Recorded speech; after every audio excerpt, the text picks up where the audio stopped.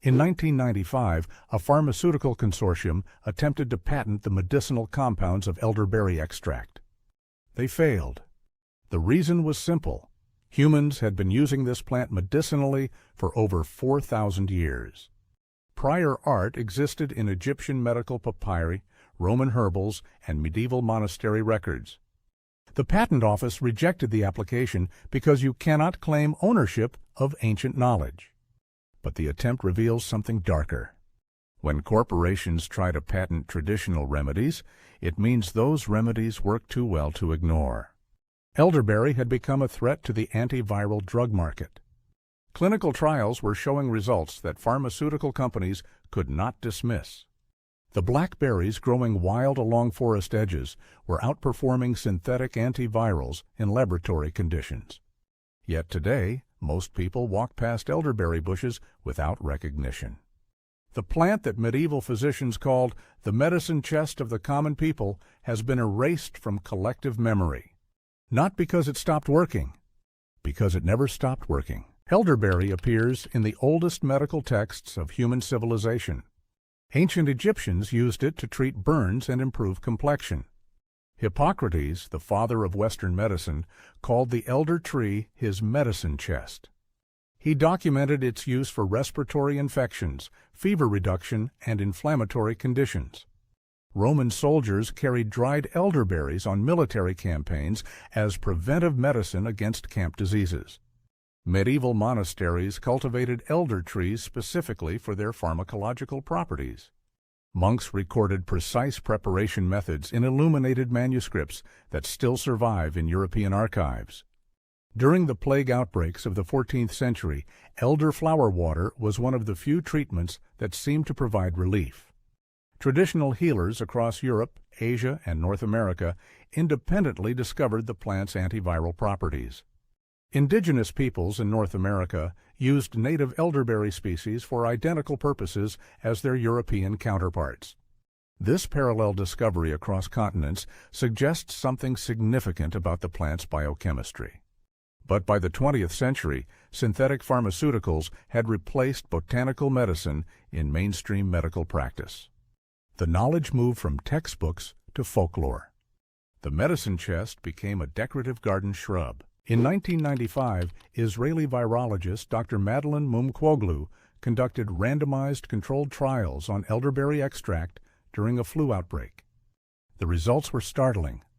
Patients treated with elderberry showed complete symptom relief in 2-3 days. The placebo group required 6 days to recover. Elderberry extract reduced flu duration by more than 50%. Subsequent studies at the University of Sydney confirmed these findings across multiple influenza strains. The mechanism became clear through laboratory analysis. Elderberries contain anthocyanins, flavonoid compounds that directly inhibit viral neuraminidase enzymes. These are the same enzymes targeted by Tamiflu and Relenza. But elderberries' anthocyanins work through multiple pathways simultaneously. They prevent viral attachment to cell membranes, block viral replication, and reduce inflammatory cytokine production. Tamiflu addresses only one mechanism. Nature designed a multi-target antiviral system. Pharmaceutical companies designed a profitable single-action drug. The distinction is not just biological, it's economic. Elderberries contain higher concentrations of anthocyanins than blueberries, blackberries, or any commonly cultivated fruit. The specific compounds cyanidin-3-glucoside and cyanidin-3-sambubioside make up 85% of total anthocyanin content. These molecules bind to viral hemagglutinin spikes, preventing influenza viruses from entering human cells. Laboratory studies show elderberry extract neutralizes H1N1 influenza strains within 24-48 hours of cell exposure. The plant also produces high levels of quercetin, a flavonoid that reduces oxidative stress and inflammation. Vitamin C content in fresh elderberries ranges from 36 to 42 mg per 100 grams, comparable to oranges. But the real pharmaceutical value lies in the synergistic effect of multiple compounds working together. Isolated anthocyanins show moderate antiviral activity. Whole elderberry extract shows exponential antiviral activity. This is why pharmaceutical companies cannot replicate the plant's effectiveness. Synthetic drugs isolate single compounds for patent protection. Nature combines dozens of compounds for biological protection. The numbers tell a disturbing story about modern medicine's limitations. After the 1995 patent attempt failed, elderberry research faced systematic funding obstacles. Major pharmaceutical journals rejected clinical trial submissions without peer review. Researchers reported difficulty securing grants for elderberry studies, while synthetic antiviral research received millions in funding. The FDA never approved elderberry as an antiviral drug despite clinical evidence. The reason given: insufficient large-scale trials. But those trials require funding that pharmaceutical companies refuse to provide for unpatentable substances. This creates a regulatory trap where effective natural remedies cannot achieve official recognition. Meanwhile, Tamiflu generated $3 billion in annual revenue despite modest effectiveness and significant side effects. Elderberry extract costs approximately $0.15 per dose to produce. Tamiflu costs $7-12 per dose at pharmacy prices. The economic incentive for suppression becomes obvious. When a wild shrub threatens a multi-billion-dollar drug market, that shrub becomes invisible in mainstream medicine. It was the perfect crime against botanical knowledge. But this plant refuses to die. Critical warning: raw elderberries contain cyanogenic glycosides and must not be consumed uncooked. Seeds, leaves, stems, and roots contain toxic alkaloids that cause nausea, vomiting, and severe digestive distress. Traditional healers throughout history understood proper preparation methods. Medieval herbalists documented heating processes that neutralized toxic compounds while preserving medicinal properties. Historical texts from the 16th century describe syrups prepared by simmering berries with honey. Germanic traditions recorded winter tonics made from cooked elderberries mixed with spices. These preparations were not random folk remedies. They represented accumulated knowledge about safe processing methods. The heating process deactivates cyanogenic glycosides while concentrating anthocyanin compounds. European monasteries maintain detailed records of preparation temperatures and timing. Traditional healers once created concentrated extracts through multi-stage decoction processes. These historical methods form the basis of modern commercial elderberry supplements. But the knowledge has been removed from common practice and relegated to commercial production. What was once household medicine became a consumer product. Sambucus nigra grows wild across Europe, Western Asia, and North Africa. Sambucus canadensis thrives throughout eastern North America. The plants prefer forest edges, disturbed ground, and riparian zones. They require no cultivation, no fertilization, no irrigation. A mature elderberry shrub produces 12-15 pounds of berries per season. The plants begin fruiting in their second year and continue for 30-50 years. They tolerate temperatures from 40 degrees to 100 degrees. They thrive in poor soil conditions where commercial crops fail.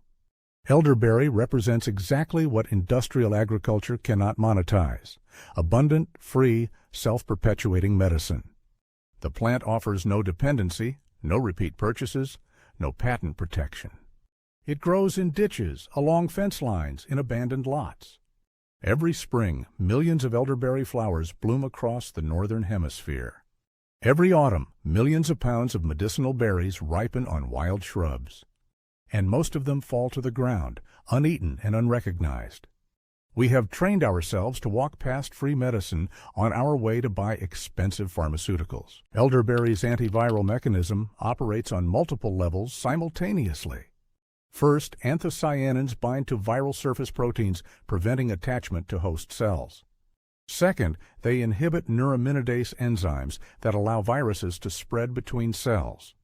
Third, they reduce inflammatory cytokines that cause fever and body aches during infection. Fourth, they stimulate immune cell production and activity.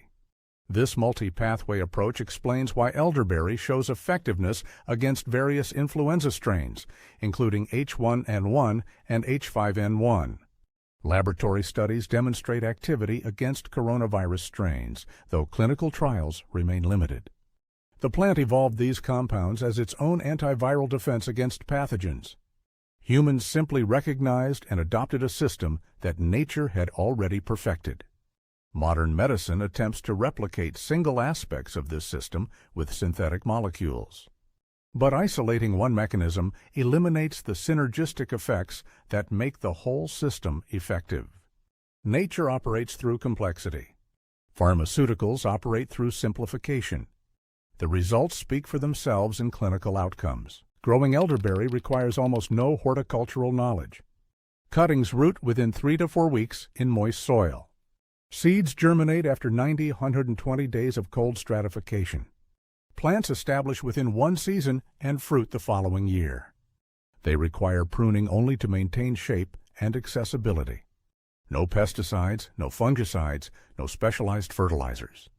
The shrubs naturally resist most common garden pests and diseases. This biological resilience makes elderberry cultivation an act of medical independence. Every elderberry shrub planted represents pharmaceutical revenue lost. Every batch of berries harvested represents dependency severed. The plant offers something more valuable than antiviral compounds. It offers sovereignty over personal health. When you grow your own medicine, you step outside the economic system that profits from your illness. The revolution begins in the soil. It continues with every wild shrub recognized instead of ignored. The elderberry will never appear on pharmacy shelves as a first-line antiviral treatment. Not because it lacks efficacy, clinical data demonstrates clear effectiveness, but because it lacks profitability. Pharmaceutical companies cannot patent 4,000 years of prior knowledge. They cannot monopolize a plant that grows freely along roadsides and forest edges. So they ignore it, minimize it, and fund research that promotes patented alternatives. Meanwhile, the elder tree continues its ancient cycle. Flowering in spring, fruiting in autumn, surviving winter, repeating, offering the same antiviral protection it has offered for millennia, waiting for humans to remember what their ancestors knew by heart, that the best medicine grows where it's needed most, that nature provides before corporations can profit, and that sometimes the most revolutionary act is simply paying attention to what has been deliberately overlooked. The medicine chest of the common people never closed. We just stopped opening it.